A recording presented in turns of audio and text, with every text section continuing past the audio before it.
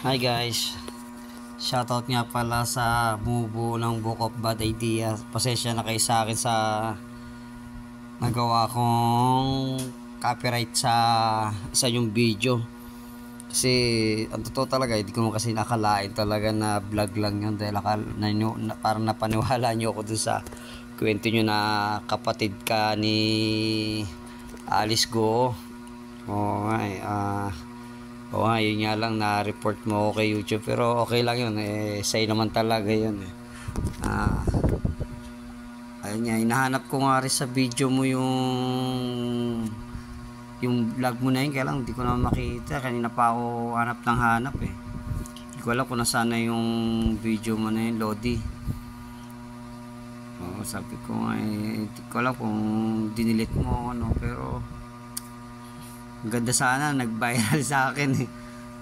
80k views sana kaya lang yun nga, na-report mo nga ako. Pero yan, okay lang yun, babawi na lang ako next time. Tsaka ingat sa copyright.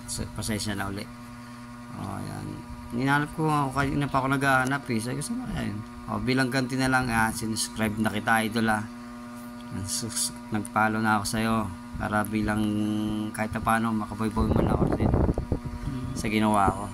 Sa mga nag-comment sa akin at nanood ng video ko nung in-upload ko nung nagpakilalang kapatid ni Alice Go, misiniwala totoo kaya yung pamagat ko pasensya na kayo, hindi pala talaga totoo yun.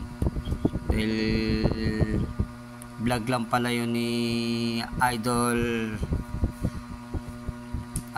Books of Bad Idea. Subscribe na rin kayo sa kanya, marami siyang kwentong maganda,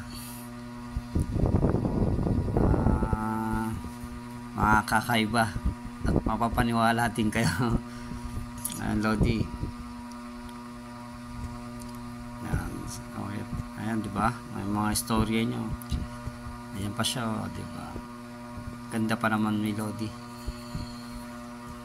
Ayan mo, Lodi, papanoorin ko lahat ng video mo. Ayan. Ayan palang content ni Idol.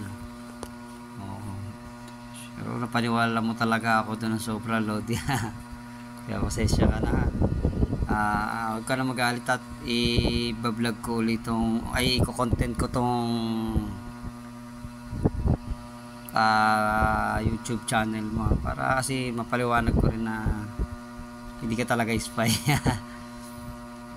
Ayan si Lodi, diba? Pasensya ka na uli. Mga ka YouTube, pasuportahan naman po si Idol.